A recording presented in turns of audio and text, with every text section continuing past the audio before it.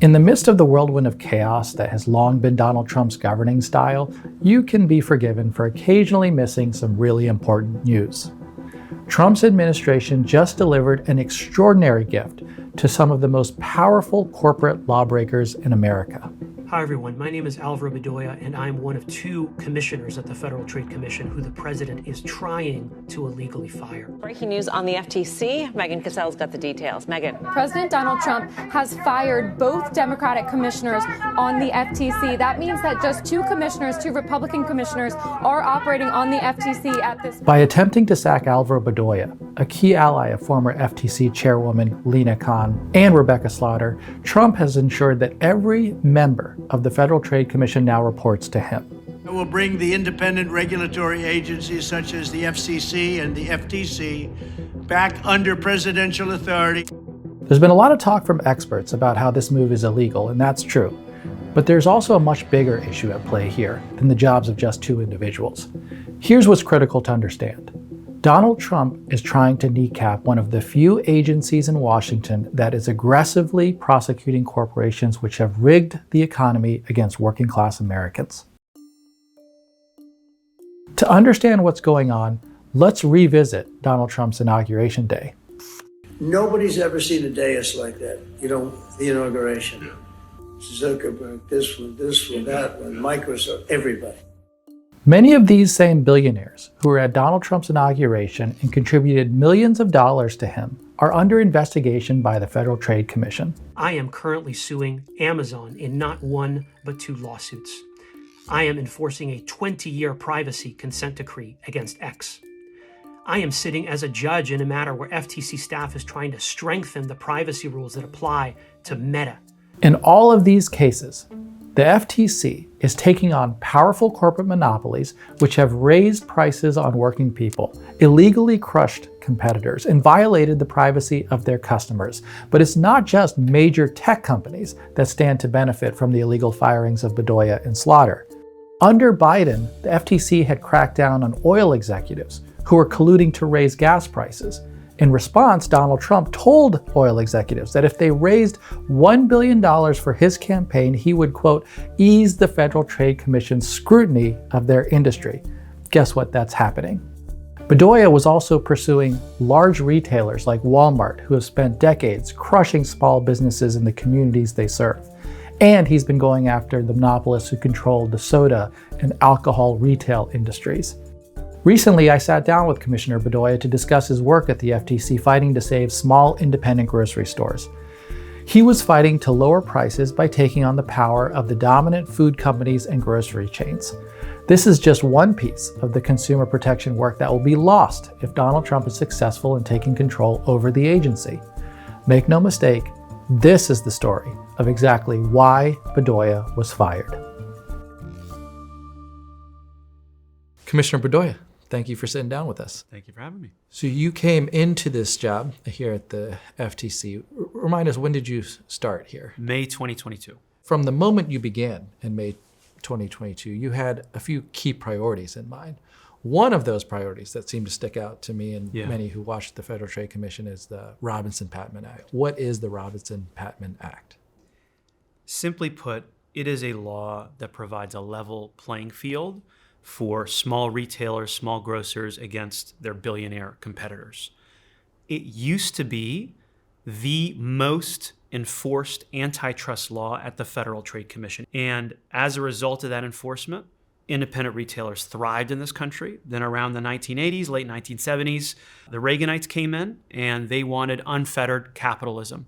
They tarred and feathered the law as some protectionist throwback for inefficient small retailers against the cost-cutting efficiencies of the big box stores or the large retailers. And they persuaded upon law enforcement to stop enforcing the law. And what we've seen since then is just a collapse of independent retail in this country. This is not a law about curbing efficiency.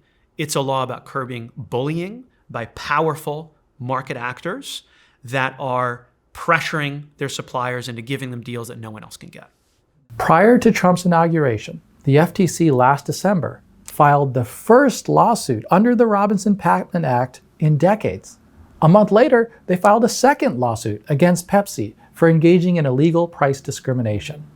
For you personally, why is the Robinson-Patman Act something that you care so deeply about? If you ask anyone, what's the store that matters most to you in town? One thing I've noticed is that it's almost always not a chain. It is almost always an independent. If you live in the city, maybe it's the bodega that holds your keys, where everyone knows your name. It's staffed well at all hours. If you live in the country, maybe it's your community pharmacist who has known your family for decades, who delivers your prescriptions to your door and has done so for a long time. What I have noticed, and I think so many other people have noticed, is that these independent retailers are failing. And so when I started learning about Robinson-Patman and talking to these retailers, they pointed to the law as the non-enforcement of the law as the reason why they were facing this trouble. Give people a glimpse into how a powerful actor operates. Give us some of those tricks of the trade. If you're running a monopoly right now, you're a big Amazon, Walmart, how are you making this economy rigged for you against small business competitors? For me, the aha moment was visiting a fourth generation grocer in South Dakota named R.F. Bowie. He serves Indian country. He is in Pine Ridge, South Dakota. We went up to the manager's office and Mr. Bowie took out a list and he pushed it towards us. And on it were a bunch of staples, eggs, cereal, milk. And next to it was the acquisition price to his wholesaler and the sale price at the nearest big box store 50 miles away. His customers, even though they're some of the poorest people in the country, were paying 30 to 50% more than the people served by the nearest big box store. He said, even when my wholesaler bundles my orders with independents around the country to approach the order sizes of the big boxes, we cannot get those prices. And so my folks have a choice. They can either pay too much for their groceries and run out of money halfway through the month, or they can pay a whole bunch of other money to get someone to drive them 100 miles round trip to the nearest grocer, to the nearest big box. And I think this is just not fair. This is fundamentally unfair to rural America. The same thing is happening to urban America. Let's think about them in the independent grocers world. Yeah. People trying to make it right now. If I wanted to start an independent grocer in any town in America, what challenges am I dealing with? You're dealing with the fact that when it comes to grocery, when it comes to retail, too often the best man doesn't win. The richest man wins. The one with the biggest war chest wins. The one with the biggest market size wins. Because these grocers are using this power that they have in the market to demand discounts that other people can't get that aren't justified by the efficiencies or economies of scale of bulk purchasing. I think that's what you're running up against. Largely, where you may have had an independent grocer being able to operate, correct me if I'm wrong, it's now a Safeway, it's a Kroger, it's an Albertsons, it's some other large chain. Fair? Yes. Let me give you a couple quick statistics. So around 1980, most grocers in this country were independent. Now, the vast majority are chains. Between the end of Robinson-Patman enforcement in 1981 and 20 years, 30 years later, we lost 100,000 small retailers and independent grocers. The word food desert did not exist. Now it's a synonym for rural and urban America. And if you look at the graphs, you plot it out, it is undeniable that the end of enforcement of Robinson-Patman has hollowed out urban and rural America. What has been your experience of why people are being charged higher prices in a time when arguably the market is the most efficient it has been? You have big box store retailers, big chains governing most market share in America. I know from depositions FTC has taken, from trial transcripts from our litigations, that executives look at inflation, and yes, sometimes they have to raise the price of their products because of inflation from their suppliers, but other times they say, this is an opportunity for us to be a price leader and to increase the price of our products. I think we have too little competition. I think you have too concentrated a market. And I think you have a culture in which the grocers that serve their community are too often disconnected from that community.